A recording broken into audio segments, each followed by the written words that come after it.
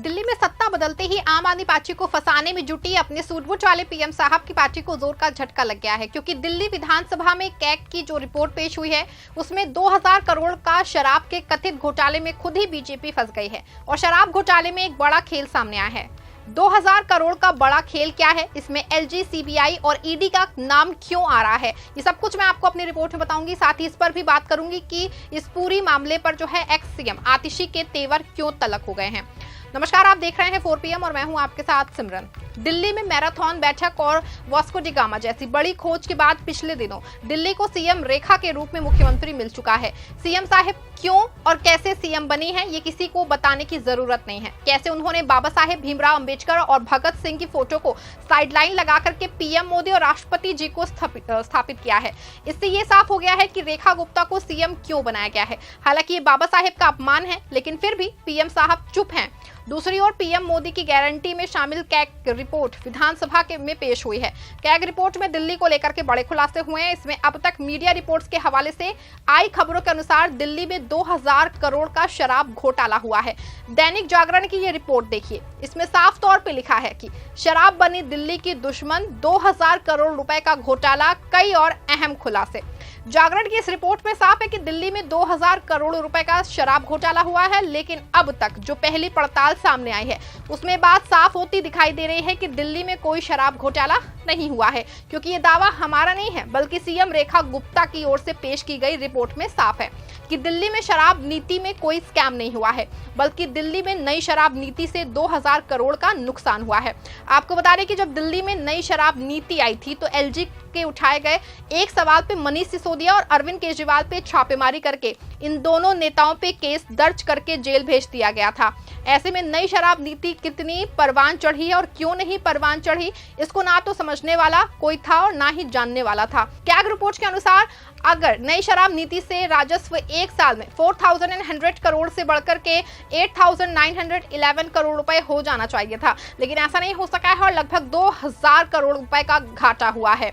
आपको बता दें, ऐसे में साफ है कि स्कैम या घोटाला तो कोई नहीं हुआ है, लेकिन इतना जरूर है कि जनता के 2000 करोड़ का नुकसान जरूर हुआ है।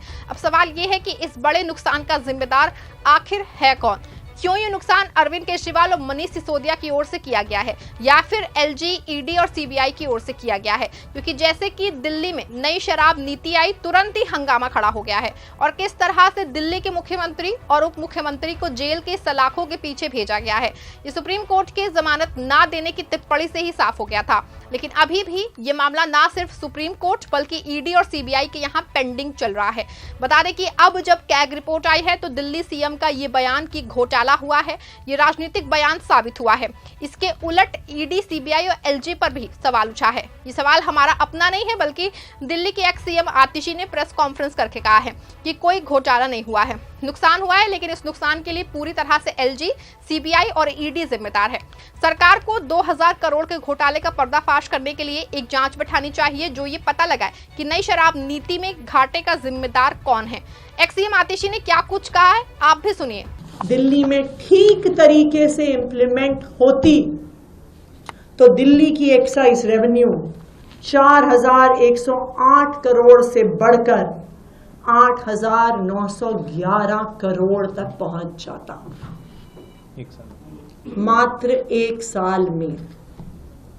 तो अब जो सवाल दिल्ली वालों के सामने है, अब जो सवाल देश के सामने है कि एक खराब पॉलिसी हटाकर एक अच्छी पॉलिसी लाई गई, एक ट्रांसपेरेंट पॉलिसी लाई गई, लेकिन उस पॉलिसी का ठीक से इंप्लीमेंटेशन नहीं हुआ तो वो 8900 करोड़ तक सरकार का खजाना नहीं पहुंच पाया, 2000 करोड़ कम रह गया। तो ये 2000 करोड़ कम रहने के पीछे किसका हाथ है? किसने रोकी इस पॉलिसी की इंप्लीमेंटेशन? किसने ये 2000 करोड़ का सरकारी खजाना बढ़ने से रोका? इस सीएजी रिपोर्ट के आधार पर उस पर इन्वेस्टिगेशन होना जरूरी है और मैं उम्मीद करती हूं कि उस पर इन्वेस्टिगेशन होगा, क्योंकि ये इंप्लीमेंटेशन रोकने के पीछे 3 लोग जिम्मेदार हैं। सबसे पहले भारतीय जनता पार्टी के लेफ्टिनेंट गवर्नर सबसे पहले कसूरवार, जिन्होंने न्यू एक्साइज पॉलिसी इंप्लीमेंट नहीं होने दी, बीच में रोड़े अटकाए, उस पॉलिसी को जमीनी स्तर पर नहीं उतरने दिया। कसूरवार number 2, central bureau of investigation, जिसने इस पॉलिसी का 1 साल पूरा होने से पहले इस पॉलिसी के आधार पर एफआईआर करी।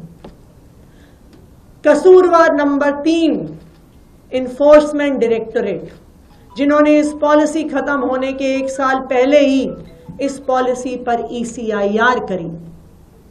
एलजी साहब की रोक टोक के बाद, सीबीआई की एफआईआर के बाद, ईडी की ईसीआईआर के बाद किसी भी अफसर की हिम्मत नहीं थी कि इस पॉलिसी पे फिर से साइन कर दें, और वो पॉलिसी जो 8,900 करोड़ रुपए प्रति वर्ष ला सकती थी, आज सीएजी की रिपोर्ट ये बता रही है कि उस पॉलिसी को ठीक से इंप्लीमेंट नहीं किया गया।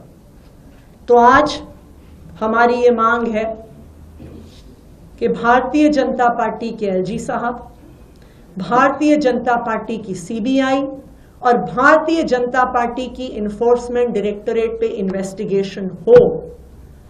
इस सीएजी रिपोर्ट के आधार पर इन्वेस्टिगेशन हो कि पता तो चले कि आखिरकार क्यों इस पॉलिसी को रोका गया, क्यों 2,000 करोड़ का लॉस टू एक्सचेकर दिल्ली सरकार को करवाया गया। इस पर इन्वेस्टिगेशन होनी चाहिए और इस पर एफआईआर होनी चाहिए। सुना आपने कि सीएम आतिशी का शराब की कैग रिपोर्ट को लेकर क्या कुछ कहना है, जबकि दिल्ली के सीएम और बीजेपी नेता कह रहे हैं कि दिल्ली में 2,000 करोड़ घोटाला पकड़ा गया है। आपको बता दें कि पहले से ही दिल्ली में शराब घोटाले को लेकर बीजेपी बड़ा आरोप जो है आम आदमी पार्टी पर लगाती रही है। आपको बता दें कि मनीष सिसोदिया कभी इस घाटे को 144 करोड़ रुपए बताते रहे हैं, तो कभी बीजेपी की ओर से ये घाटा लगभग जो है 941 करोड़ रुपए बताया गया है। लेकिन अब दिल्ली विधानसभा में कैग की जो रिपोर्ट आई है उसमें घाटे को 2,000 करोड़ माना गया है। बता दें कि कैग रिपोर्ट विधानसभा में आने के बाद सीएम रेखा गुप्ता अपनी कैबिनेट के साथ बैठक कर रही हैं। माना जा रहा है कि कैग की रिपोर्ट पे कोई बड़ा फैसला कैबिनेट ले सकती है। ऐसे माना जा रहा है कि एक बार फिर से अरविंद केजरीवाल की मुश्किल बढ़ सकती है। आपको क्या लगता है कि कैग रिपोर्ट में 2,000 करोड़ के घाटे का जिम्मेदार कौन है? क्या इसमें एलजी, ईडी और सीबीआई दोषी है? क्या इन्हीं सरकारी एजेंसियों की वजह से दिल्ली के शराब विभाग में बड़ा घाटा हुआ है? अपनी राय कमेंट में जरूर बताएं। इस खबर को लाइक और शेयर भी जरूर करें। धन्यवाद।